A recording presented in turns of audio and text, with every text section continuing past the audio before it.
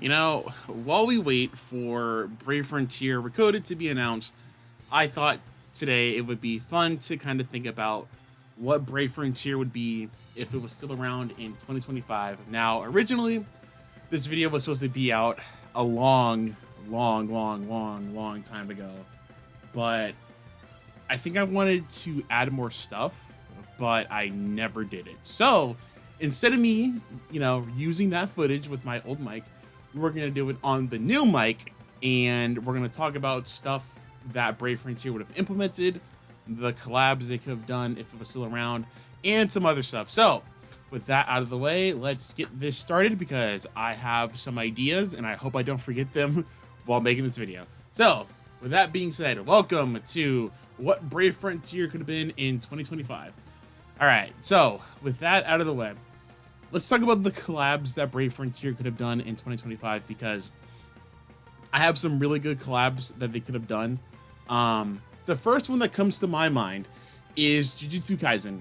Like I've said in my Grand Summoners video about them doing the slime collab, I still do not know why companies have not done collabs with Jujutsu Kaisen yet. Like the mobile games, like you got the Unison Leagues, the Lost Claudias, Grand Summoners even. Completely forgot that Grand Summoners.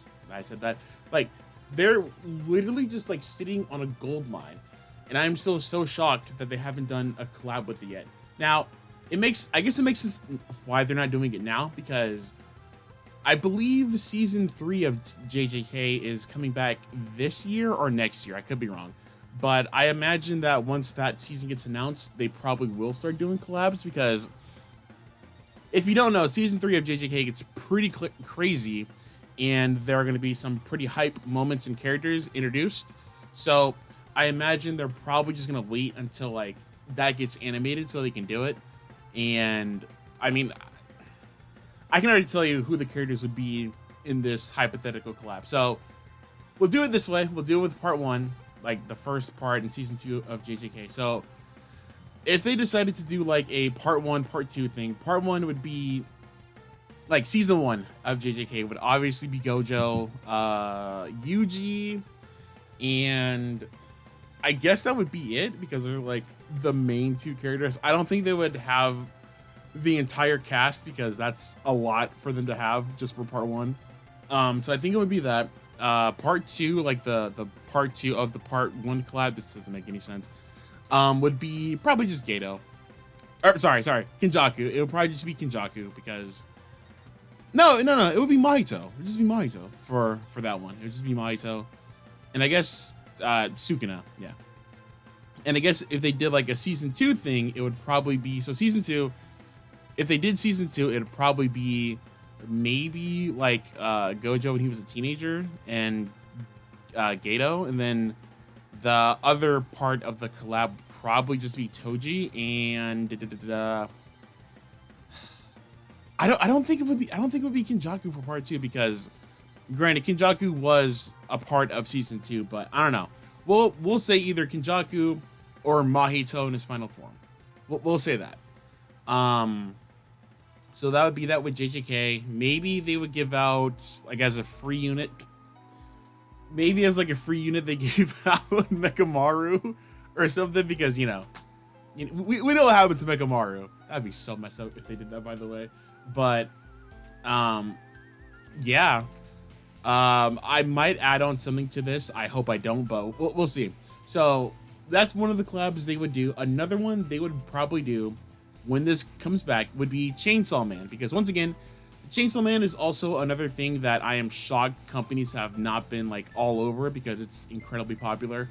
Once again, it suffers the same thing as like JJK, to where it's like we don't know when the Reese movie is coming out. I don't think it's coming out this year. But I imagine whenever it does come out, they probably would places will start doing collabs with it. Because the only thing that has done a collab with Chainsaw Man is Rune Story and Puzzles and Dragons. But both of those things and Monster Strike. Those 3 things, they do collabs with everything all the time. They get the rights to stuff quick. So, in this hypothetical collab, part 1 units would be Makima, Denji. Dude, this would be a lot. Because it would basically be the main cast. So Denji, Makima, Power, Aki. I guess the part 2 to it would be Katana Man and the Snake Girl. I don't remember her name. I'm sorry. It'll probably be that because that's all we have for part 1. I guess for Chainsaw Man, I can see why, because there's a pool of characters, but it's not as big as like it's gonna be when the Reese movie comes out. That's no spoilers or anything, but I'm just saying. So I think that's it for the collabs. They probably do some reruns. They would probably do like Shin Megami Tensei 5 Vengeance. If it didn't shut down when it did and it was still around, they definitely would have tried to do a collab with that. Maybe Berserk. Since look, they did a collab with Shin Megami Tensei in the past, okay? And the Shin Megami is a dark game, and I imagine they would do it with Berserk, but just heavily trim it down. You know, it wouldn't be as dark as Berserk is. Like they're not gonna be like, they're not gonna explain beat for beat what happens in the manga, because they're not gonna be like, oh yeah, guys, you know, the summoners were sent to the eclipse and they had to fight Griffith there. Like they're not gonna do that. Or if they did, that would be super crazy. But I imagine it would be that. And for Berserk, it would be Guts, obviously, as a summonable character. Griffith as a summonable character. Maybe the part 2 would be Guts in his Berserk armor and Femto. Or, yeah. Well, yeah, that. So it'll probably be that. Very basic in my eyes. It wouldn't be anything too crazy. Maybe Casca, but I don't know. I really don't know. Like I said, if Brave Frontier was around, I would love to see that take form, but yeah. Yeah, like I said, they would probably do a bunch of reruns for older collabs and stuff. I don't think they would do this, but I'm gonna throw this. No, they would. All right. So they would probably also do a Devil May Cry collab, and I'm not gonna lie, if they did that, I'd love it, because you know, I'm an avid Devil May Cry fan, and I would love for Brave Frontier, if it was still around, to do collabs with it. I don't think any of the games have done a collab with Devil May Cry. I don't think Puzzles and Dragons has. I don't think Monster Strike has, or Rune Story, which is kind of bizarre to think about it, because those games have done collabs with like the randomest stuff ever, but not Devil May Cry. Little sus if you ask me. But anyways, for Devil May Cry, obviously, this goes without saying that probably the part 1 banners would be Dante from Devil May Cry 3 and Virgil from Devil May Cry 3. And then the part 2 would probably be Nero and V, I guess. And maybe the free unit would be like Lady or Trish or something. Because I mean, if they do a collab with Devil May Cry and they don't make Devil May Cry 3 Dante a character, like what? No, he'd be summonable. Everyone loves Devil May Cry 3 Dante. So that goes without saying with that one. But I think that's gonna do it for the collabs, unless I decide to add more, which, I mean, if I do, I do. If I don't, I don't. But let's move on to some other things that I think would happen if Brave Frontier was still around. I think something that would definitely happen, they would probably have something in the form of like expeditions, because literally every mobile game, well, almost every mobile game, has a sort of thing to where you can basically farm stuff while you're not playing the game. Dragon Ball Legends has it. Dokkan now has it with Baton Battle. Grand Summoners doesn't have it yet, but it wouldn't surprise me if they implement it eventually. Las Claudia has it, and a bunch of other games have it. I'm not going to name every single game that has it, but a lot of games have it, and I imagine Brave Frontier would implement that in there to make it. I don't know what you would be grinding for, because once you got an Omni of a character, you could basically clear essentially almost all of the content that was in there. So I don't know what you would be doing that for. They probably just have it to where you're like, I don't know, not like battle cards, because Dokkan has that, and I don't think Brave Frontier would like use that same concept. They'll use it for something. I just don't know what. So I think they would definitely have that. They would probably also, I don't think they would do this, but you know what? I'm gonna throw this in here. They might introduce like intros for units. That would be sick if they did, by the way, but I don't think they would do all that. But you never know. Back in the day when Dokkan first introduced like intros for characters, none of us saw that coming. I guess the only thing about that is, would the characters talk? Because at least in Dokkan Battle, we have voices for the characters. In Brave Frontier, we don't have voices for the characters, so we don't know what they would sound like. But let's just say they did that. I think, that could be something that could be implemented. Um, I was about to say they could introduce like PvP, but they technically already had that, but not at this. Technically, they had it, but not at the same time. If that makes sense. So they had arena, right, to where you could duel against quote unquote real people. It's not real people because no. But I imagine they were introduced some type of new arena thing, kind of like how they did with what was it called? So where it was like certain events that you could do, special arenas or whatever. I imagine they would probably do more with that to make it more interesting, add more modes and stuff, yada yada yada. I know one thing that I would love for them to implement is like an actual multiplayer thing, to where it's like going back to Grand Summoners and other games, to where essentially you're able to post the quest on the multiplayer side of the game and people can join it.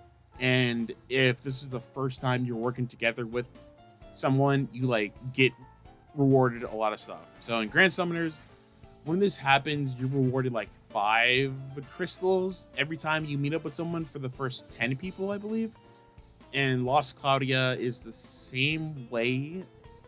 Yeah, it's the same way. So I imagine Brave Frontier would see that and implement that into it. So that way you could get more gems and save it for whatever. Because let me tell you, playing Brave Frontier and like the second the games got caught up, it was hard to save your gems because it's like, you don't have hindsight. You don't have foresight about what's coming out. And, it was hard to get gems once you've cleared everything in the game, especially if you were a veteran player, because it's like, there's nothing else for me to do because I've beaten everything else. And if a unit I want comes out, I can't summon for it unless I spend money. And I didn't know this was happening because, both versions of the game are caught up. So I do think they would do that, or they might like, I don't know how they would do this because no game has done this yet. To where they were like refresh content to where basically you could go back in and clear something and then get the rewards again. I don't know how they would do that, but I imagine they'll probably do something like that, right? They would probably obviously this is the thing, they would add more Grand Gaia stories and more Grand Gaia Chronicles, because those were some of the best times I had playing Brave Frontier, like trying to beat the Grand Gaia Chronicles to get like the weapons for the 6 heroes was probably some of the best times I've had playing Brave Frontier. They would obviously have more trials too, because the game would still be ongoing, and they're probably, I don't know, they figure it out. They would definitely figure it out to add more stuff to it. I don't think there would be another rarity after Omni Rare. I think that would be it. That would be the baseline of it. Maybe they would do something like how no. They would probably do something like how Grand Summoners does with like Awakenings, to where basically if you have Dream Awakenings, what it's called, if you have a character at max level, certain characters are able to like not evolve higher than whatever level they're at, but they're able to like basically get a different passive or something else with that. So I imagine Brave Frontier would have that, so that way, I don't know, they probably give Vargas something like on his Brave Burst, he like, I don't know, whenever he gets hit, I don't know, they would do something like that. So yeah, I imagine they would do that. They would probably, no, for context, a lot of the things I'm saying is from Grand Summoners, because Grand Summoners and Brave Frontier are still to me kind of like the same thing, but just done differently. So I imagine that they would also do something like how Grand Summoners does, to where it's like during certain celebrations, they'll do a thing to where every time you log into the game, you can summon for a character, and you can keep on doing that. I think max is like 30 days or like a month or two. However long it is, you can do that until you get either a unit that you like, or until it runs out, and then they give you the unit and the gems with it. Because in Grand Summoners, whenever you summon for a character during the celebration, you get 1 crystal, and the crystals don't go away until the last day, or when you decide to pick a unit. So let's say that I don't remember how long this thing lasts, but let's say it lasts a month. So, you know, you wait until like the last day to pick the unit, or you don't, and then you just move on through. Move on, but you don't do that, and then you log in the next day. The next day you log in, the last unit that you summoned is going to be in your inbox, and then the gems there too. So I think Brave would do that because, like I said earlier, if you were a veteran, it was hard to like get gems without spending money. And I still think it sucks that they did that. Like, they should have had more content for the game, especially for like veterans. But anyways, that's neither here nor there. The summoner arc probably would be longer than what it was, and I'm just thinking about this. I never got the summoner's cloak. I never got that when Brave Frontier was still around. I'm just thinking about that because that grind was awful. So they would definitely have something like that. I don't know if they had to BS it. They probably make it work somehow. Obviously, I already said more trials. Obviously, there would be more trials. Who would it be? I don't know, but there would be more trials. More raids, because raids were fun. It's like raids are fun. Raids are really fun. Brave Frontier had such a great concept for stuff, but it just sucks that now it's gone. Is there anything else I think Brave Frontier would do in 2025 if it was still alive? Honestly, that might be it.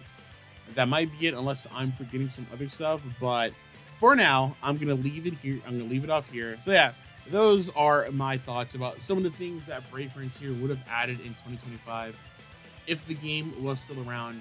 What do you guys think? Do you think Brave Frontier would have added more things? Do you think they would have more things, or do you think they wouldn't have? And yeah, leave your comments down below. And Brave Frontier, every day we miss you, and I will see you guys in the next video. Goodbye.